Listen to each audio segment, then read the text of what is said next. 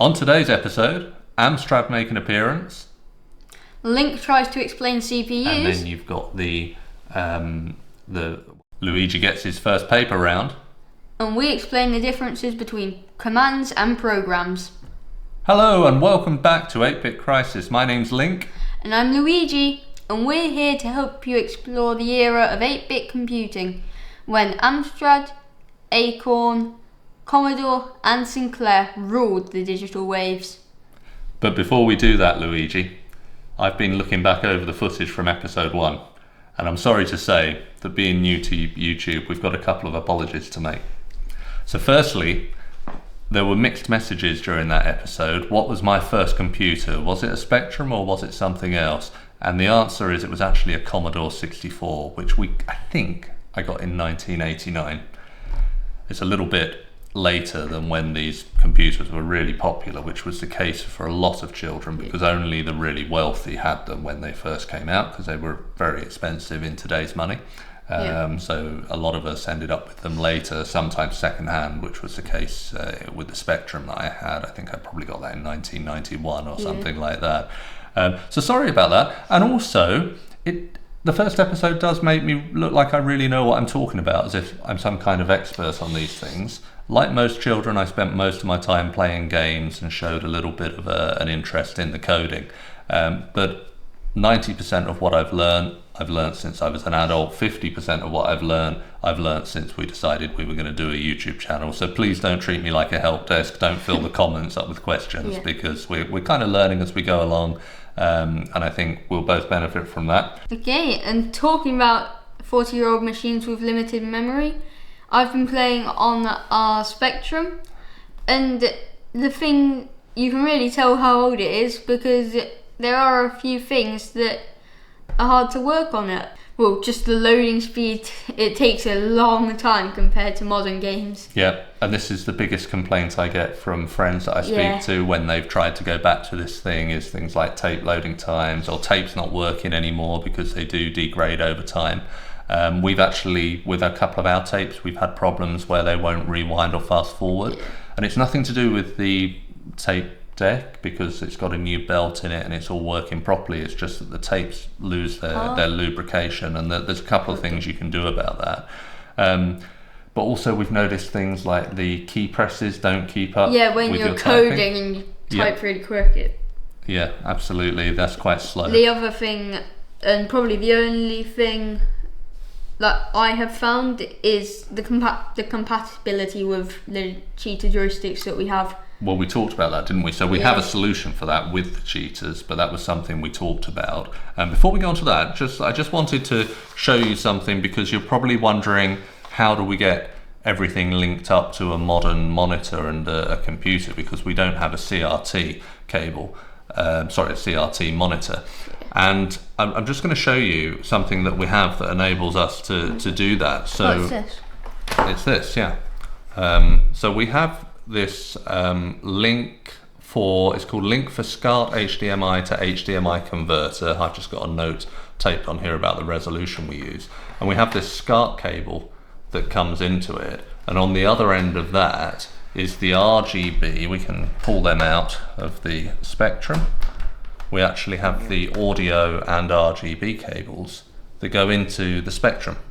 On the other end of that box is HDMI, and that can go out to a monitor. And then you can set things like your resolution and whether you're using PAL in the EU or whether you're in America. And that actually produces a really good result, and we can play all of these things on a modern monitor. And at the same time, we go through a device called a video capture card as well. We don't need a particularly good one because it's only 8-bit graphics that we're capturing. And that goes into a modern computer and records anything that we're recording on the screen. So yeah, there's downsides like the tape loading and all of that, but if you get your hands on some of this modern technology to help, you can still have good fun with the computers, can't you? Yeah. So you mentioned the joysticks. Yeah. So the Amstrad made Spectrum that we played last time had these terrible joysticks. Cheetah came along and gave us an alternative, and there were also some interfaces that you could actually plug into the expansion outputs on the back of the Spectrum, so that you could use what were called Kempston style joysticks as well. But whilst we're on that subject, let's move into our next segment of Cheer for the Gear, and we'll talk about Amstrad. So Luigi, today I want to tell you a little bit about Amstrad. And you know a little bit about Amstrad already. Yeah. What can you remember from the first episode? I know they were run by Alan Sugar from The Apprentice. Yep. And I also know they took over Sinclair. Yeah, they took over the computing part of Sinclair.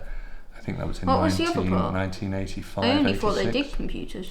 Well, let me tell you where they started. So in the 1970s, Amstrad was formed, and it actually gained popularity making hi-fis, and Alan Sugar's main approach was to cut the cost and make things cheaper than the competition, and therefore sell in volume to customers who didn't want to pay so much. So he used a different method called injection molding. It's like a different manufacturing process to make things out of plastic, and that allowed him to make hi-fis cheaper.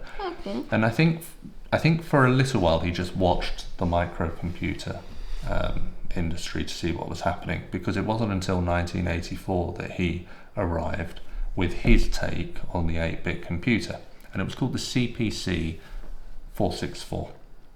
That the 464 means 4 megahertz per second clock speed on the Zilog processor that they used, and 64 kilobytes of RAM, so similar to the Commodore 64, for example.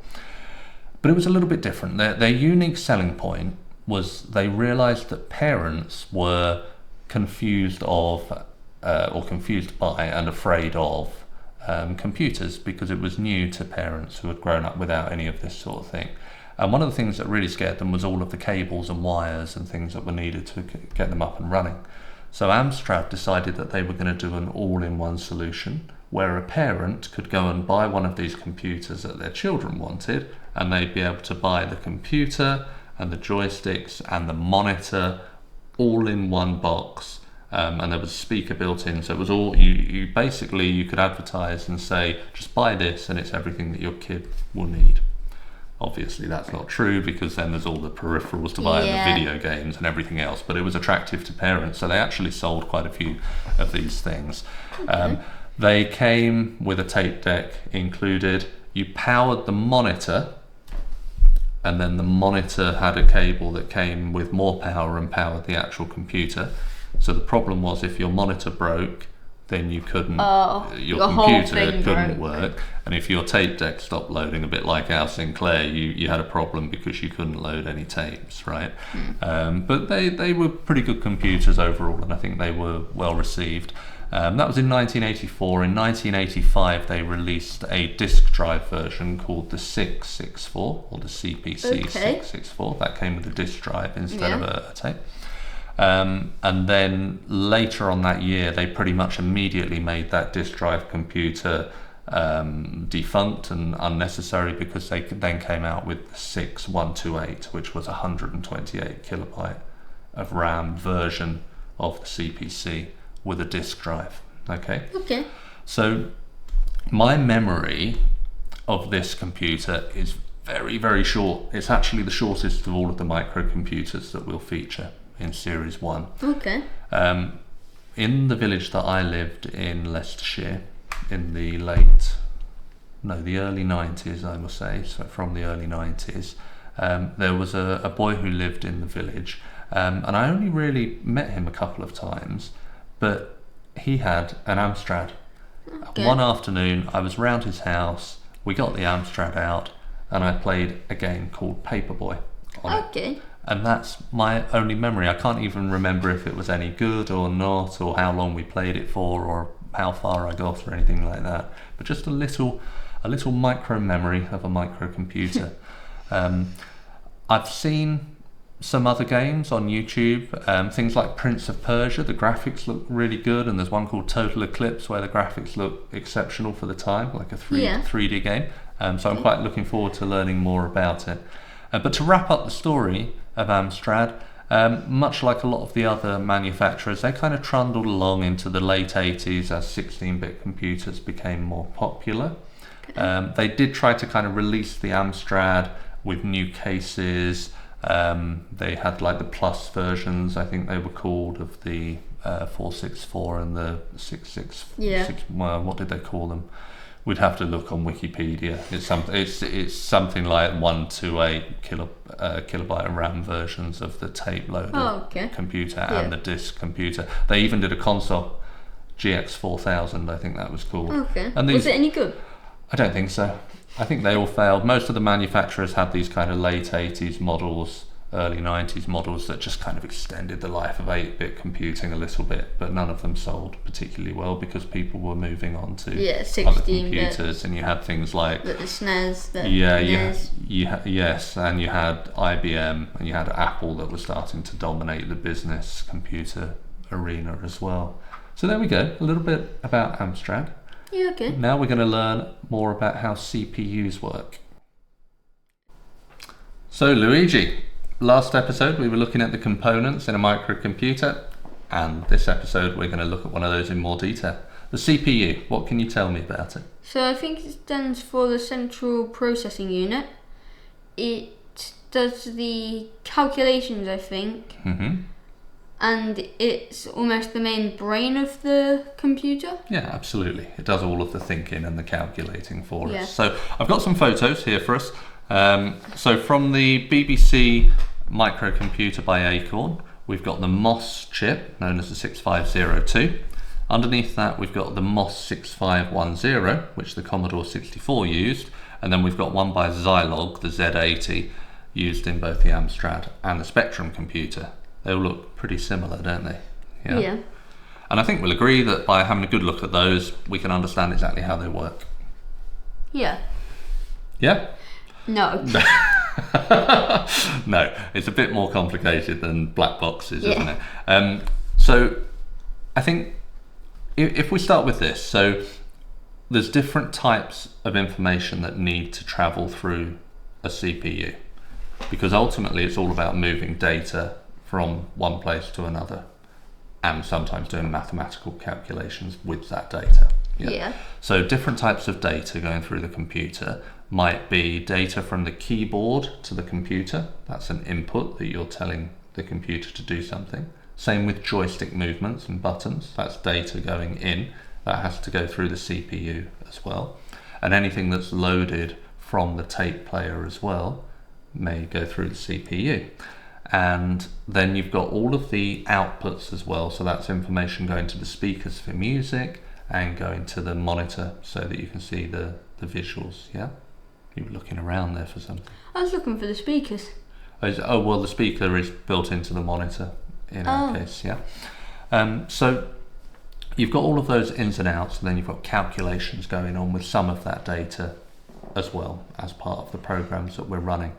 And that means that there's three different types of instruction or data that has to travel through the CPU.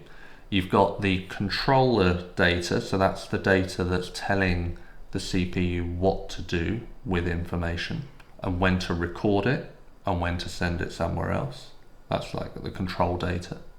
You've got the data, which is actually what's being read and worked on.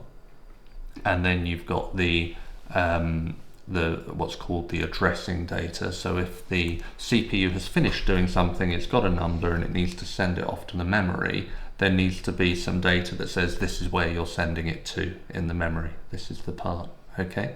But all of that data is in binary. Do you know what binary data is?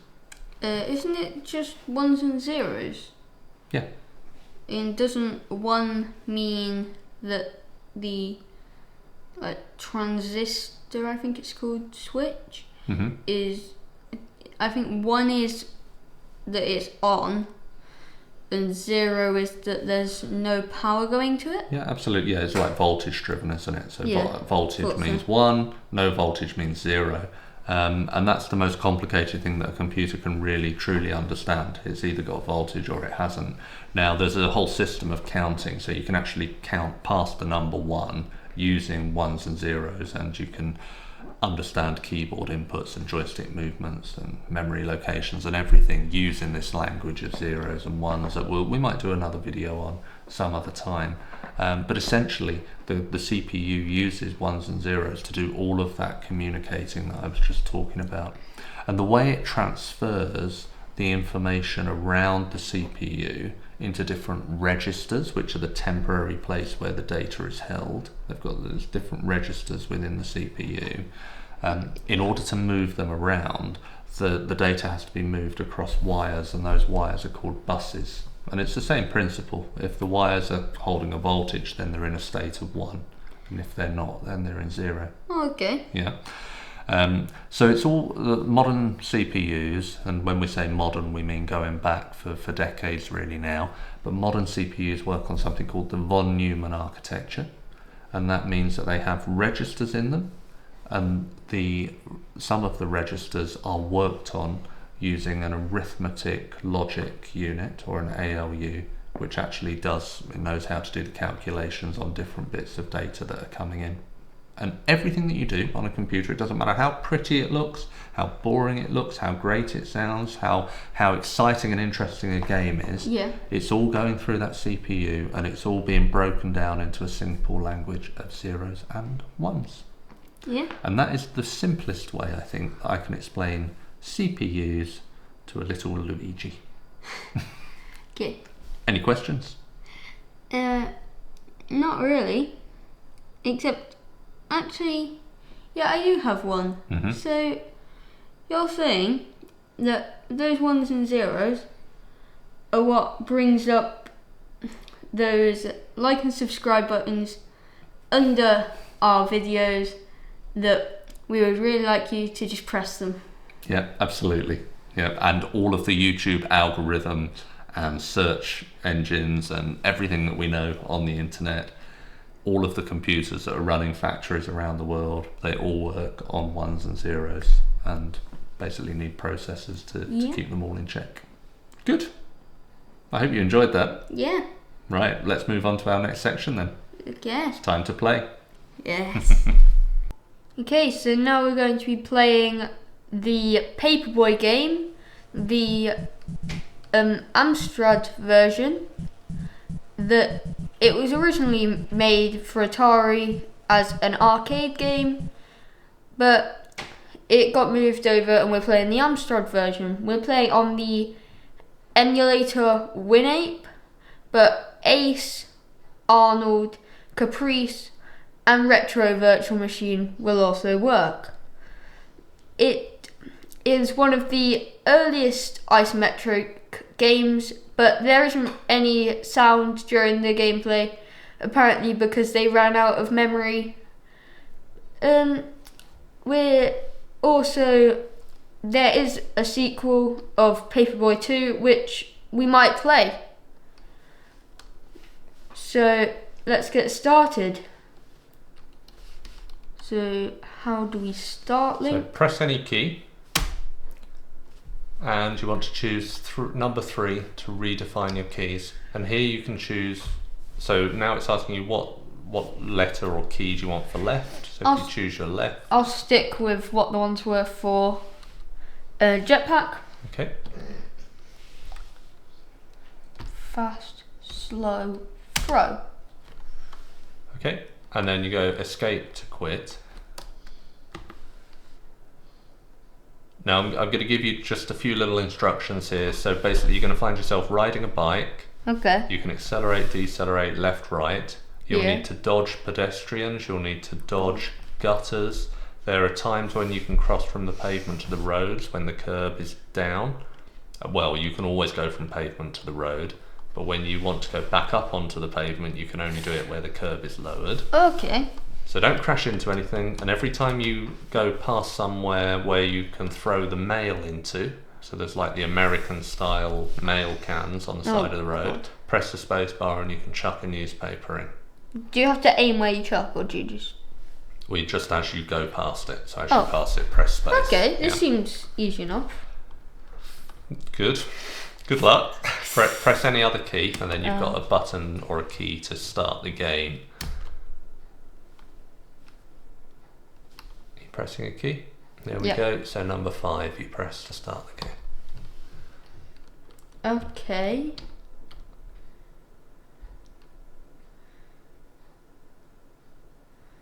Okay, so we're going past. Oh god. Now I know what you mean. But there are people. So you've got 4 lives left, 4 little yellow circles in the bottom left. The red sticks are how many newspapers you've got left to throw. That was a bit early. Oh, you still get 50 for smashing their window. Good. So you moved. Now you can move back up onto the pavement where there's a gap. I think you've left it too late. You're not quite on it, are you? No. So now you're in trouble because you've got that grating that you needed to cycle around. I was looking at the mailbox. I got confused. It's a real shame we don't get sound in this because the original for the arcade was actually praised for its sound and its graphics and its playability.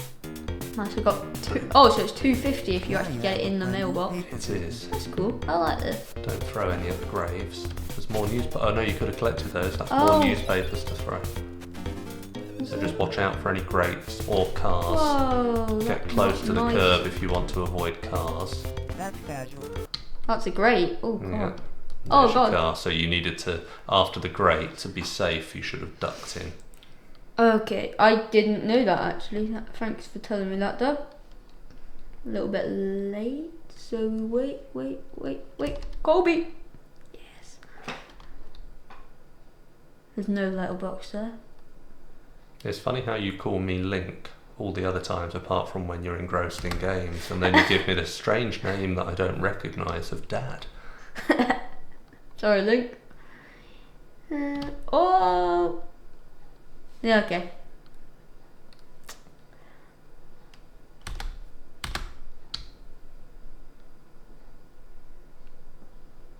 Me, Dad. Let's go. So you're not on the scores there. You don't even get average. Yeah, okay.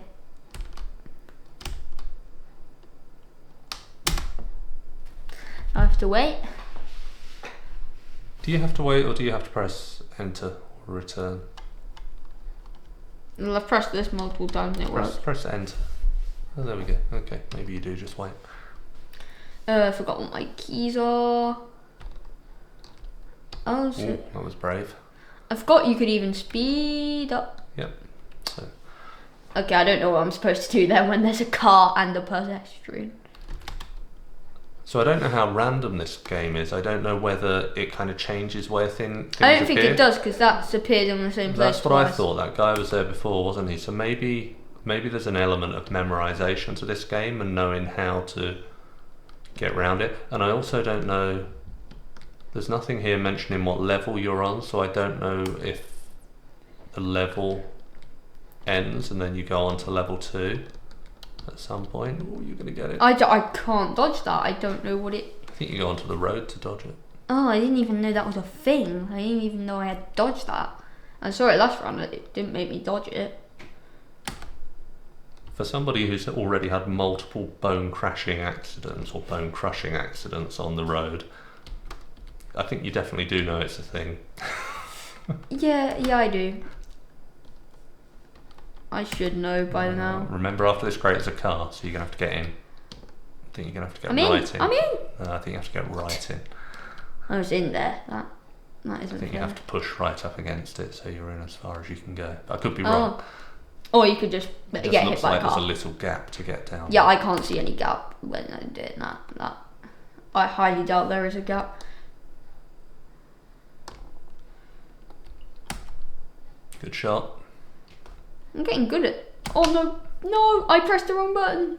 So you can go on the grass. Remember, you can go right Yeah, I in the know, gardens to get around people. I forgot that was even a button.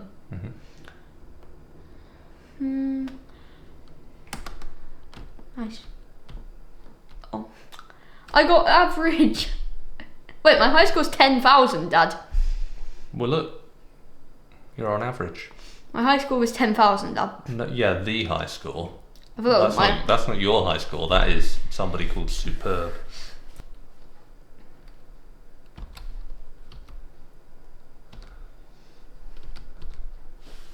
There we go. One more game? Yeah. I think high scores back when I was a child, I'm not sure what you were meant to do with them, because as soon as you turned the computer off and on again, You lost deleted them. it all from the memory. And I can imagine people with Polaroid cameras back then kind of taking photos of the high score screen and then taking them into school and saying, look, I really did do it. So it's the nice. Now I know there's a guy there that literally tries to massacre me. So whilst Luigi plays the last run through on this game, I'm just going to read the blurb from the cassette. It says, Paperboy, pick up your old push bike, put on your peaked cap and imagine yourself braving the streets of an American suburb. Only superb riding skills and a steady throwing arm can get you through your 7-day week of hilarious action. I wonder if that means there's 7 levels. Avoid cars, workmen, drunkards and lawnmowers all out to obstruct you in your pursuit of excellence. Score points by delivering to all your usual customers, but you can get sneaky bonuses by breaking the windows of non-subscribers. It's a difficult task, but your employer believes that practice makes perfect and generously provides a practice track where you can score valuable extra points. Get ready for the ride of your life. I think our doggy was contributing to the description there, wasn't he? A little bit. I could hear him. I wonder if it comes out on the microphone. It probably will. And the scar. You know why that is, don't you? Why? Dogs don't like the postman. Right, okay, so we need to do some scoring. Anybody? Yeah? So the same as last time, you need to give us a score for the concept. It was 1985. There probably was a couple of games like it before it. It's just mainly a dodge and run sort of game. So Yeah, that's it, isn't it? If you strip back the theme of it, it's really just a sprite moving around and throwing things and dodging I'd things. say And that's, yeah, I know what you mean. maybe 6. Okay. Graphics? Graphics, for its time, its graphics are actually quite good. So I'd say a 9 for its graphics. Sound, I'm going to give it a 2 because at the beginning it had quite good sound, but throughout the actual game I think we were listening to different sound at the beginning. This is very much Luigi's score, so if it's a 2, it's a 2, but I remember it going boom, boom, boom, boom, or something like that at the beginning. Yeah, it had a tune to it. So we'll go 2 because it had some sound. Okay. Playability. Playability, it's very difficult, but at the same time, I think the difficulty is kind of part of the game, so I'm probably going to give it more 8-ish. 8. So Then- it did actually get marked down in its original reviews in the 80s because the playability was considered good, but the difficulty was too hard. I think I understand what it means by the difficulty, but I still like it. Fun, it's definitely not Jetpack. I'd say maybe, I think I gave Jetpack a 10, so I'm probably going to give this maybe a 6. Fantastic. Well done, Luigi. Another good review from you, and I think we can say 2 out of 2. You've enjoyed both games so far. Great. So let's see what the next episode gives us. Well done. Yeah. Okay, so Link, last time you told me about commands, inputting variables, and changing the colour of different things. That's right, Luigi. And this week, what we're going to look at is programs. So the difference between a command and a program is the same as the difference between ingredients and a recipe. So the recipe is a list of instructions, and that's what a program is. So it's a list of commands. Absolutely, yeah. So what I'm going to do is type a quick one in, and then we can run it and see what happens. Okay? Here we go.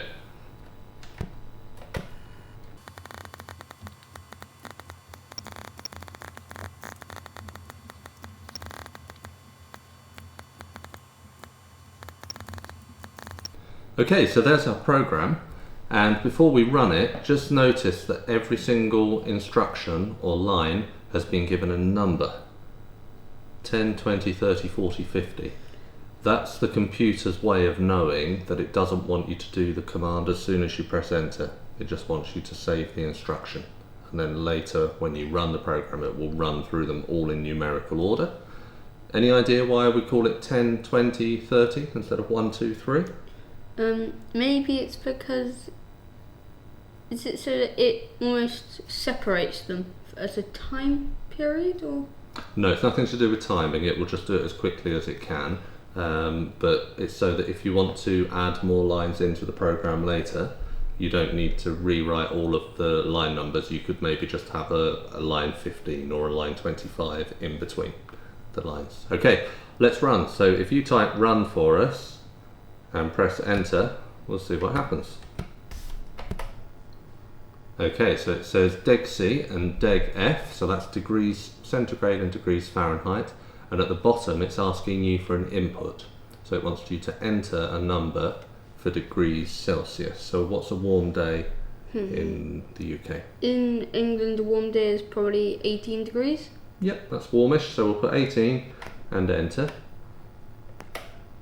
And there you go. So it's converted the 18 degrees Celsius into degrees Fahrenheit.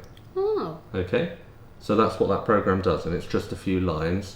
If we type in list, then we can just quickly go back and see the program. There it is. And I've just realised I wrote list into the input, but that's fine, we're still back to the program. So just really quickly, the top line is giving us the column headers at the top of the page that we saw. The print is introducing a line of nothing, just blank. The input line is where it's telling you what variable to set, which is variable C, and it's giving the instruction enter degrees C. And then line 40 is it's printing the Celsius number that you've given, which is C, followed by a formula performed on the C number. Okay, and then it goes back to the beginning. You can do it again if you want to. So that's the difference between a command and a program. Okay, I'm just going to show you a really quick other one now, and you can see just how powerful a thing you can do on a computer with a really, really small amount of text. So I'm going to type new, just to start afresh, empty all the memory. Here we go.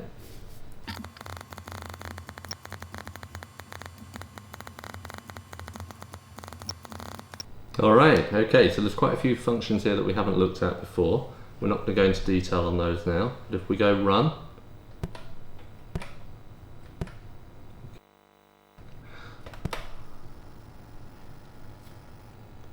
Wow, it can do that with only 3 lines of code. Yep, that's right. So I won't talk to it's a drawing function, I won't tell you exactly what it's doing. So is that like the basics of graphics? Yeah, that's it. Yeah, very basic graphics using the basic graphic and not including something called sprites. But there we go. So we've gone from doing simple commands into the computer to giving it some programs. Now, there are some competitions that go on where they'll set the rules like you've got 1,000 characters or you've got 10 lines or something like that, and they'll say see what the best game or program you can come up with is for that within that limitation, and people come up with some really good stuff for that. So there we go, programs. Wow. Okay, so it's coming to that time again of the video where we give you, the viewers, a little challenge. And over this week, me and Link have been playing a game called Pong, one of the earliest games. And our challenge for you is to go on freepong.org and try and play it, maybe play it against the computer, but I will say it's a lot more fun with friends. Against friends, yeah. Yeah. That's much better. Do that. I won. You won a lot. A lot. I think the average score is probably like 15 to 8. So I think the reason it's a good idea to do this, guys, is because one of the complaints about 8-bit computing is the graphics and the sound, and the counter argument to that is always, yeah, but the playability and the fun factor, and I suppose a bit the nostalgia as well for us older guys. It outweighs that graphical side of it, and the whole point of going and playing Pong with somebody is that there's no graphics and there's very, very limited sound, and despite that we had fun, and it was you who was saying, I want to keep playing. I actually got bored the quickest, and Luigi, I think it was me who said that we should play it in the beginning, because I think maybe a couple of years ago, maybe just under a year, we went to Dubai, and that's about a 7-hour flight, is it then? Mm-hmm. I spent quite a lot of that playing against the computer at Pong. So do that. Try Pong. It's freepong.org is the website. There's a link below. And have a go. See what you think. Leave some notes in the comments. So if you're enjoying the series so far, do like and subscribe. And thank you for watching. And until next time, happy gaming.